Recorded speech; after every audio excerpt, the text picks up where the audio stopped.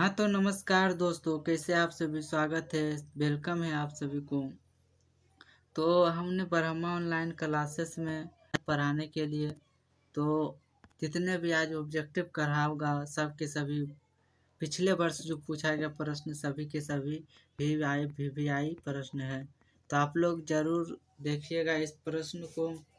और जितने भी प्रश्न करवा रहे हैं सभी के सभी इम्पोर्टेंट है। ठीक है, सभी प्रश्न इम्पोर्टेंट है। ठीक है, तो अभी तक जिस जिस बच्चे अभी तक लाइक नहीं किए हैं वो ज़रूर लाइक कर दीजिए और सब्सक्राइब भी कर दीजिए, जो कि इसी तरह के आपको वीडियो मिलते रहेगा हर समय। तो लाइक कर दिए हैं सभी लोग। चलिए अब हम क्वेश्चन की ओर बढ़ते हैं। पहला क्वेश्चन, हम कितने क्वेश्चन लाए? तो 50 बहुत ही वीवीआई क्वेश्चन लाया हूँ पहला वर्ष के पहला चैप्टर का, जो कि सभी के सभी क्वेश्चन जो है बिहार बोर्ड में पूछा गया है। तो आप लोग लगे रहिए, जितना देर टिकाते आप सभी टिके रहिए। ठीक है, तो पहला क्वेश्चन कर रहा है कि संसाधन किसे कहते हैं? केवल प्राकृतिक संसाधन को कहते हैं संसाधन, कि उपयोगी वस्तु को संसाधन कहते हैं, कि मानव की आवश्यकताओं को पूरा करने को संसाधन कहते हैं, कि केवल खनिज को संसाधन कहते हैं? तो हमारे घर में टेबल पंखा जितने भी वस्तुएं हैं सभी के सभी संसाधन कहलाता है। तो मानव के लिए है, जैसे कि हमारे लिए पंखा जरूरी है, तो मानव की आवश्यकता को पूरी कर रहा है। तो आपका इसीलिए करेक्ट आंसर क्या हो जाएगा? 81 नंबर, जो कि मानव की आवश्यकताओं को जो पूरी करते हैं उसी को संसाधन कहते हैं।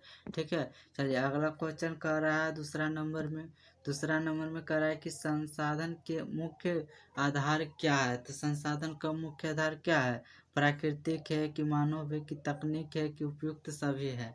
तो आपका जो हो जाएगा संसाधन का मुख्य आधार कौन कौन सा है? प्राकृतिक भी है, मानव भी है, तकनीक भी है। तो इसका राइट आंसर हो जाएगा कितना? डी। इसका 22 का डी नंबर करेक्ट आंसर हो जाएगा, उपयुक्त सभी में। अगला क्वेश्चन तीसरा नंबर बढ़ते हैं। तीसरा नंबर में कह रहा है कि कोयला किस प्रकार की संसाधन है? कोयला कोयला जो है वह अनवीकरणीय संसाधन है। कौन से संसाधन है? अनवीकरणीय संसाधन है। 3 का बी नंबर करेक्ट आंसर हो जाएगा। अनवीकरणीय का मतलब हुआ है कि एक बार इसका उपयोग कर सकते हैं, दोबारा उपयोग नहीं कर सकते हैं। ठीक है, दोबारा उपयोग करने में लाखों वर्ष लग जाता है, उसी को हम कहते हैं अनवीकरणीय संसाधन। जो और नवीकरणीय संसाधन जो एक बार उपयोग करके दोबारा हम तुरंत उपयोग कर सकते हैं उसी को कहते हैं नवीकरणीय संसाधन कहते हैं। और जैव संसाधन किसको कहते हैं? जैव संसाधन कहने का मतलब जो सजीव हो उसे जैव संसाधन कहते हैं। और मानव निर्मित किसे कहते हैं? मानव निर्मित कहने का मतलब हुआ कि जो मानव के द्वारा किसी वस्तु का आविष्कार किया गया उसी को हम क्या कहते हैं? मानव निर्मित कहते हैं। ठीक है, अगला क्वेश्चन चौथा नंबर में बढ़ते हैं। कह रहा है कि सौर ऊर्जा किस प्रकार की संसाधन है? सौर ऊर्जा कहने का मतलब हुआ है कि सूरज भगवान की जो ऊर्जा आ रहा है उसी को सौर ऊर्जा कहते हैं। तो सूरज भगवान आज उगा है, कल भी उगेगा, तो इसका पुनः योग्य कहलाता है। क्या कहलाता है? पुनः पूर्ति योग्य संसाधन कहलाता है। पुनः पूर्ति योग का दूसरा नाम क्या है? तो नवीकरणीय संसाधन है। क्या है? नवीकरणीय संसाधन। इसका दूसरा रूप क्या है? नवीकरणीय संसाधन है। कौन से संसाधन है? नवीकरणीय संसाधन है। अगला है पाँचवा नंबर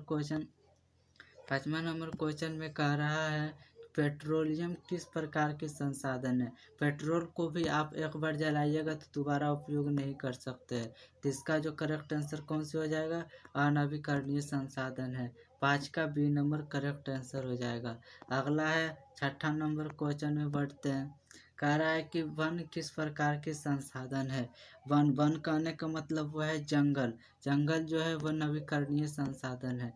जंगल को आप काट दीजिए फिर भी जंगल हो जाएगा, वहाँ से हट जाइए और काट दीजिए तब फिर जंगल हो जाता है। तो यह हो जाएगा कौन से संसाधन? नवीकरणीय संसाधन हो जाएगा। अगला है 7वां नंबर क्वेश्चन में कह रहा है कि जैव संसाधन का उदाहरण कौन से है? तो जैव संसाधन का उदाहरण कौन से है? जल है, कि वायु है, कि वनस्पति है, कि मिट्टी है? तो आपका करेक्ट आंसर हो जाएगा वनस्पति। ठीक है, कौन सी आंसर हो जाएगा? वनस्पति। 7 का सी नंबर करेक्ट आंसर हो जाएगा। अगला 8वां नंबर क्वेश्चन में कह रहा है कि अजैव संसाधन का उदाहरण है। अजैव संसाधन का उदाहरण जो सांस नहीं ले सकता, जो निर्जीव वस्तु है, उसे कहते हैं अजैव संसाधन। तो 8 का सी नंबर में देखिए, सी नंबर में नहीं ले सकता है सांस। आप कह रहे पशु, पशु तो सांस लेता है। वन मतलब जंगल, जंगल में कौन रहता है? पेड़ पौधे। बिना सांस लेते हुए रह सकता है? मनुष्य बिना सांस के रह सकता है? नहीं रह सकता है। तो आपका 8 का सी नंबर करेक्ट आंसर हो जाएगा। अगला है 9 नंबर क्वेश्चन में कह रहा है कि मानव निर्मित संसाधन का उदाहरण। मानव निर्मित करने का मतलब जो मानव के द्वारा बनाया गया। नदी, नदी मानव के द्वारा नहीं बनाया गया। सड़क, सड़क बिल्कुल बनाया गया। वन नहीं बनाया गया, वन मतलब जंगल, जंगल को तो मानव के द्वारा नहीं बनाया गया। मिट्टी को भी मानव के द्वारा नहीं बनाया गया। सड़क जो हो गया इसका करेक्ट आंसर हो जाएगा। सड़क जो हो जाएगा इसका करेक्ट आंसर हो जाएगा। 9 का बी नंबर राइट आंसर हो जाएगा। अगला क्वेश्चन है 10वां नंबर में कह रहा है कि सतत विकास का उद्देश्य। सतत विकास का उद्देश्य कौन सी है? वर्तमान काल की, भविष्य काल की, वर्तमान काल और भविष्य काल दोनों की, केवल औद्योगिक विकास। सतत विकास कहने का मतलब हुआ है कि जैसे पुल पुल के सरकार निर्माण करता है, तो वो वर्तमान काल के साथ साथ भविष्य काल को मद्देनजर में देखते हुए आविष्कार करता है कि भविष्य काल में कुछ इसका घटना तो नहीं हो जाए, उसी को कहते हैं हम सतत विकास। तो इसका करेक्ट आंसर हो जाएगा 10 का सी नंबर करेक्ट आंसर हो जाएगा। ठीक है, चलिए अगला क्वेश्चन है 11वां नंबर क्वेश्चन में कह रहा है, देखिए प्रथम पृथ्वी सम्मेलन कब हुआ था? ऑप्शन में है कि 1887 ईस्वी में है, कि 1992 ईस्वी में है, कि 1997 में, कि 2002 ईस्वी में। आपको हम बता देते, अगर प्रथम पृथ्वी सम्मेलन पूछा जाएगा तो 1992 ईस्वी में। ठीक है, और द्वितीय सम्मेलन पूछा जाएगा, ये हो जाएगा आपको प्रथम। अगर द्वितीय सम्मेलन पूछा जाएगा तो 1997 ईस्वी में। कब हुआ था? 1997 ईस्वी में। अगर तृतीय पूछा जाए तो तृतीय हो जाएगा 2002 ईस्वी में। कब हो जाएगा? 2002 ईस्वी में। तो हमसे पूछा है प्रथम, तो प्रथम 1992 में हुआ। 1992 कहाँ है? तो 11 का बी नंबर देखिए, बी नंबर में 1992 है। कहाँ? बी नंबर में। तो आपका करेक्ट आंसर क्या हो जाएगा? 1992। ठीक है, 11 का बी नंबर करेक्ट आंसर हो जाएगा। अगला क्वेश्चन की ओर बढ़ते हैं, 12 नंबर क्वेश्चन की ओर बढ़ते हैं। 12 नंबर में क्या कह रहा है? तो 12 नंबर में जो कह रहा है कि प्रथम सम्मेलन कहाँ हुआ था। 12 नंबर में क्या कह रहा है कि प्रथम सम्मेलन कहाँ हुआ था? तो प्रथम सम्मेलन जो हुआ था वो हुआ था रियो डी जनेरा में। कहाँ हुआ था? रियो डी जनेरा में। 12 का बी नंबर करेक्ट आंसर हो जाएगा। अगर पूछा जाएगा द्वितीय, तो द्वितीय कहाँ हुआ था? द्वितीय हुआ था क्योटो में। तृतीय अगर पूछा जाएगा तो जोहान्सबर्ग में हुआ था। ठीक है, चलिए अगला क्वेश्चन है 13 नंबर क्वेश्चन में क्या कह रहा है? क्योटो सम्मेलन कब हुआ था? क्योटो सम्मेलन कहने का मतलब हुआ कि द्वितीय पृथ्वी सम्मेलन। द्वितीय पृथ्वी सम्मेलन कब हुआ था? तो 1997 ईस्वी में। कब हुआ था? 1997 ईस्वी में हुआ था। ठीक है, इसका 13 का सी नंबर करेक्ट आंसर हो जाएगा। बढ़ते हैं अब 14 नंबर क्वेश्चन में कह रहा है कि क्योटो सम्मेलन किस देश में हुआ था? क्योटो सम्मेलन कहाँ हुआ था? चीन में हुआ था, कि भारत में, कि जापान में, कि अमेरिका में हुआ? क्योटो सम्मेलन को ही द्वितीय सम्मेलन कहते हैं। ये जो हुआ था वो जापान में हुआ था। कहाँ हुआ था? जापान में हुआ था। 14 का सी नंबर करेक्ट आंसर हो जाएगा। अगला है 15 नंबर क्वेश्चन की ओर बढ़ते हैं। 15 नंबर में कह रहा है कि एंजेडा 21 किस सम्मेलन को स्वीकार करता है? मतलब कि एंजेडा जो 21 है किस सम्मेलन में स्वीकार किया गया है? ठीक है, तो 15 का जो हो जाएगा मतलब कि रियो डी जेनेरा में हुआ था। किस सम्मेलन में? रियो डी जेनेरा में हुआ था। 15 का बी नंबर करेक्ट आंसर हो गया है। ठीक है, अगला है 16 नंबर क्वेश्चन में कह रहा है कि तृतीय सम्मेलन कहाँ हुआ था? तो हम आपको बताए थे कि तृतीय सम्मेलन हुआ था जोहान्सबर्ग में हुआ था। 16 का सी नंबर करेक्ट आंसर हो जाएगा। अगला क्वेश्चन है 17 नंबर 17 नंबर में कह रहा है कि तृतीय पृथ्वी सम्मेलन कब हुआ था। तो तृतीय पृथ्वी सम्मेलन कब हुआ था, 2002 ईस्वी में हुआ था। कब हुआ था, 2002 ईस्वी में। 17 का सी नंबर करेक्ट आंसर हो जाएगा। अगला है 18 नंबर में क्वेश्चन में कह रहा है कि संसाधनों का अनियोजित विद्रोहन को क्या कहा जाता है। मतलब कि संसाधन जो है, जो नहीं, जो संसाधन को बर्बादी करता है उसको क्या कहा जाता है। तो उसको क्या कहा जाता है, उसको कहा जाता है डाकुओं का अर्थव्यवस्था। क्या कहा जाता है, जो संसाधन को बर्बादी करता है उसको हम क्या कहते हैं, डाकुओं का अर्थव्यवस्था कहते हैं। ठीक है। अगला क्वेश्चन है 19 नंबर में। 19 नंबर में देखिएगा, भारत का अपवर्जक आर्थिक क्षेत्र कितना है। तो भारत के जो अपवर्जक आर्थिक क्षेत्र कितना है, तो वो कितना है, तो 200 एन में कितना है, 200 NM है। कितना है, 200 NM है। 19 का सी नंबर करेक्ट आंसर हो जाएगा। 20 नंबर क्वेश्चन में देखिएगा, तो समुद्री राजनीतिक सीमा कितनी होती है। समुद्री राजनीतिक सीमा जो होती है 19.2 होता है। कितना होता है, 19.2 होता है। तो इसका बी नंबर करेक्ट आंसर हो जाएगा। तो इसका बी नंबर करेक्ट आंसर हो जाएगा। अगला क्वेश्चन 21वां नंबर में सॉरी ये तो 20 नंबर तक हो गया है, फिर से 16 आ गया। तो आप ये सब हो गया है, 20 नंबर तक हो गया। 21 नंबर क्वेश्चन में आता है। 21 नंबर में कह रहा है कि भूमि एक प्रकार की क्या है।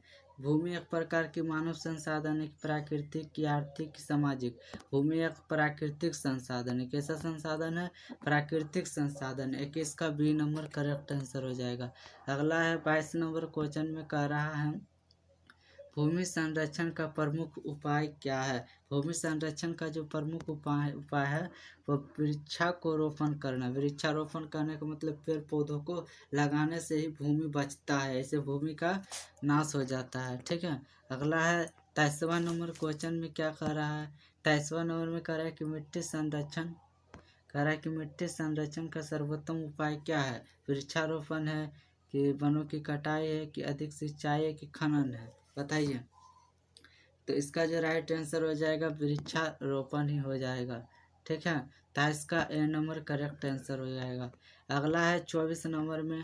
24 नंबर में कह रहा है कि जल संरक्षण का प्रमुख उपाय क्या है।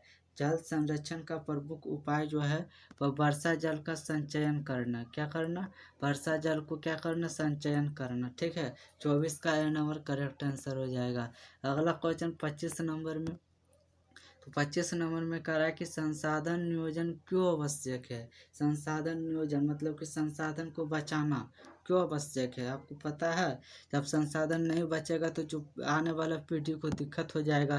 तो संसाधन का संरक्षण हेतु करना चाहिए, संसाधन को बचाना चाहिए। 25 का ये नंबर करेक्ट आंसर हो जाएगा।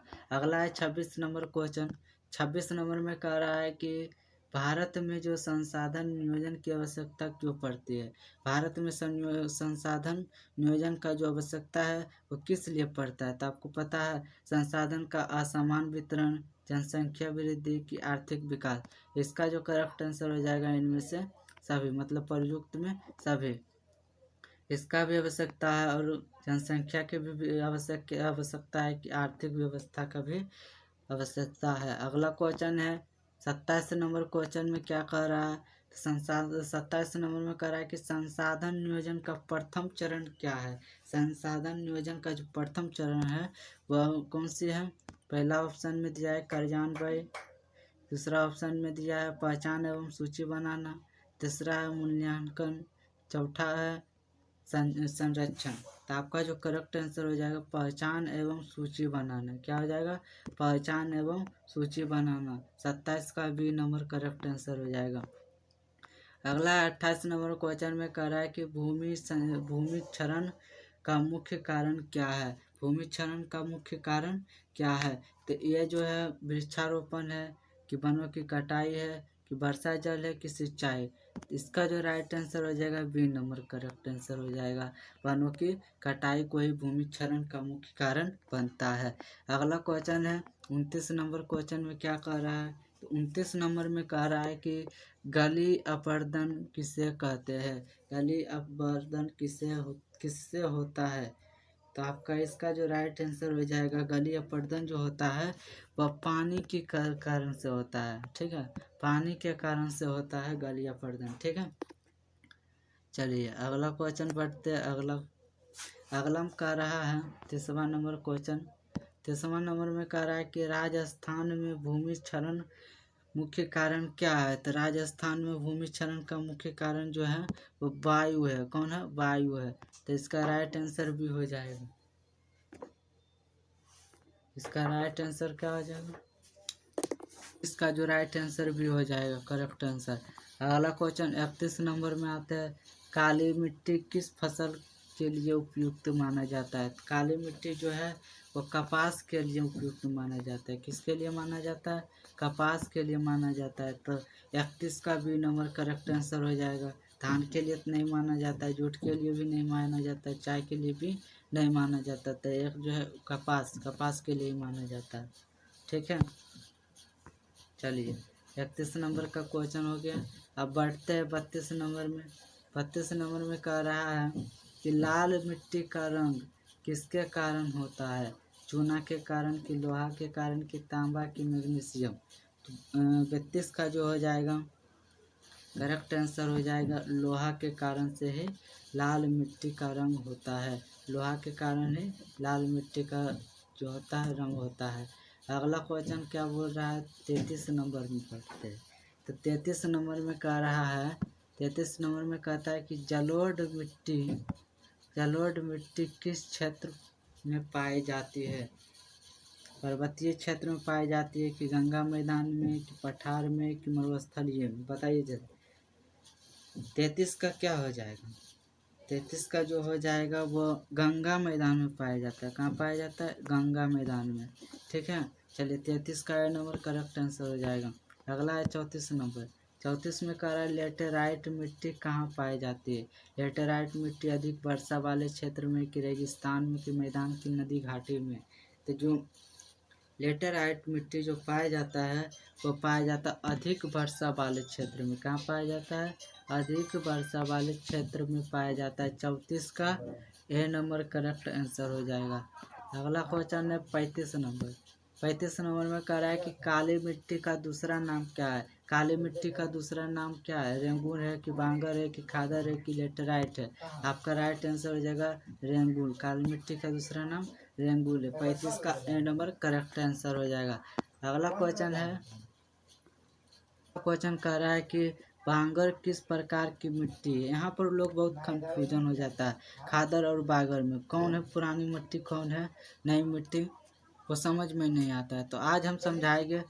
जो बांगर कहने का मतलब हुआ है कि बांगर को समझ लीजिए बिहार। ठीक है, वो से बिहार होता है ना, वो से बिहार होता है। बिहार तो बहुत पुराना राज्य है। बिहार तो पूरा पुराना राज्य है, पिछड़ा राज्य है। तो आप इसको याद करिएगा। जो बिहार जो है वो पुराना राज्य है, तो पुराना जलोढ़ मिट्टी को ही बांगर कहते हैं। ठीक है, उसके बाद एगो बच गया खादर। खादर को नया कह देंगे और क्या। तो इसका ट्रिक बहुत ही बढ़िया है। चलिए अगला, बांगर किस प्रकार की मिट्टी है। तो पुरानी जलोढ़ मिट्टी को ही बांगर कहते हैं। ए नंबर करेक्ट आंसर हो जाएगा। ठीक है, 36 का ए नंबर करेक्ट आंसर हो जाएगा। चलिए अगला है 37 नंबर में कह रहा है खादर किस प्रकार की मिट्टी है। खादर को नई मिट्टी कहते हैं। जब बांगर को पुरानी मिट्टी कहते हैं तो खादर को नई मिट्टी कहते हैं।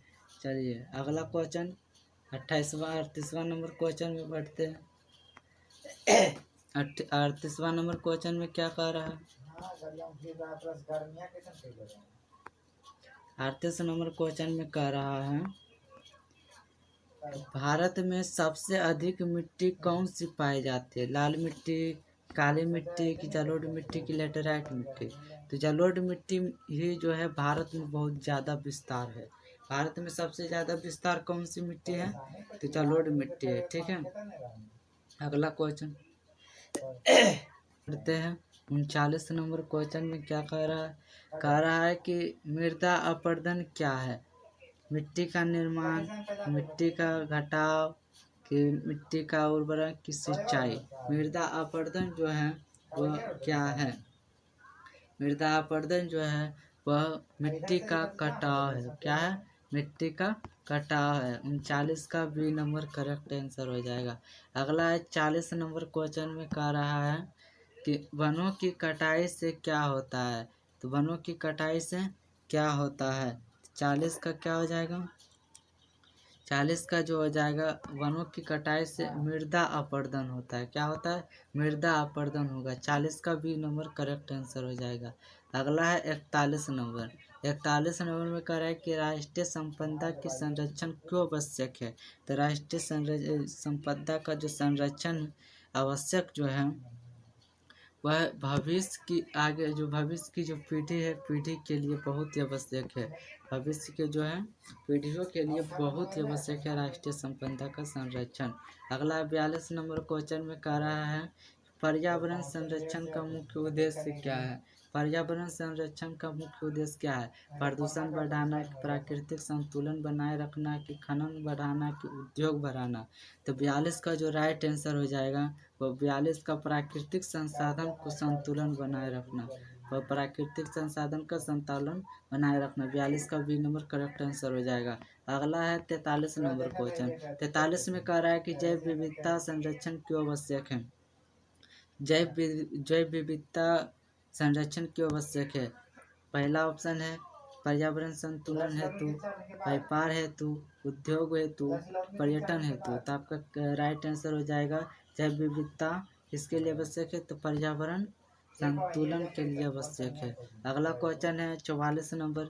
44 नंबर में कह रहा है कि प्राकृतिक संसाधनों का विवेकपूर्ण उपयोग करना ही क्या कहलाता है, संसाधन संरक्षण कहलाता है। क्या कहलाता है, संसाधन संरक्षण कहलाता है। 44 का ए नंबर करेक्ट आंसर हो जाएगा। अगला है 45 नंबर। पृथ्वी दिवस कब मनाया जाता है। पृथ्वी दिवस जो मनाया जाता है वो 22 अप्रैल को मनाया जाता है। ठीक है। अगला क्वेश्चन बढ़ते हैं 46 नंबर। 46 नंबर में कह रहा है कि विश्व पर्यावरण दिवस कब मनाया जाता है। विश्व पर्यावरण दिवस कब मनाया जाता है। विश्व पर्यावरण दिवस जो मनाया जाता है वो 5 जून को ही मनाया जाता है। कब मनाया जाता है, 5 जून को मनाया जाता है। विश्व पर्यावरण दिवस कब मनाया जाता है, 5 जून को। अगला है क्वेश्चन 47 नंबर क्वेश्चन में कह रहा है संसाधनों का संरक्षण की जिम्मेदारी किसकी होती है। तो जो संसाधनों का संरक्षण का जो जिम्मेदारी होता है वह होता है सरकार पर होता है कि जनता पर। तो सरकार भी संसाधन को बचाने की कोशिश कर रहा है और जनता भी बचाने की कोशिश करता है, लेकिन जनता जो है ना बचाने की कोशिश नहीं करता, खूब उड़ाता है। ठीक है, खूब उड़ाता है। इसका राइट आंसर हो जाएगा सरकार को भी जिम्मेदारी और जनता को भी जिम्मेदारी, तो दोनों हो जाएगा। क्या हो जाएगा, दोनों हो जाएगा। सी नंबर करेक्ट आंसर हो जाएगा। 47 का सी नंबर करेक्ट आंसर हो जाएगा। अगला 48 नंबर संसाधन नियोजन का अंतिम चरण क्या है।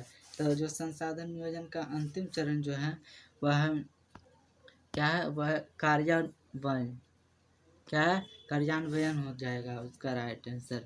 48 का भी नंबर करेक्ट आंसर हो जाएगा। 49 नंबर में कह रहा है कि भूमि उपयोग भूमि उपयोग सबसे बड़ा भाग किस कार्य में होता है। भूमि उपयोग जो सबसे बड़ा भाग जो होता है कृषि में होता है, कि उद्योग में, कि परिवहन में, कि आवास में। तो इसका राइट आंसर हो जाएगा कृषि में। कृषि में ही भूमि उपयोग होता है। क्या होता है, भूमि उपयोग किस में होता है, कृषि में ही होता है। अगला अंतिम क्वेश्चन की ओर अब बढ़ते हैं। सबसे लास्ट क्वेश्चन है, सबसे लास्ट क्वेश्चन है, कह रहा है कि संसाधनों का सर्वोत्तम उपयोग किससे संभव है।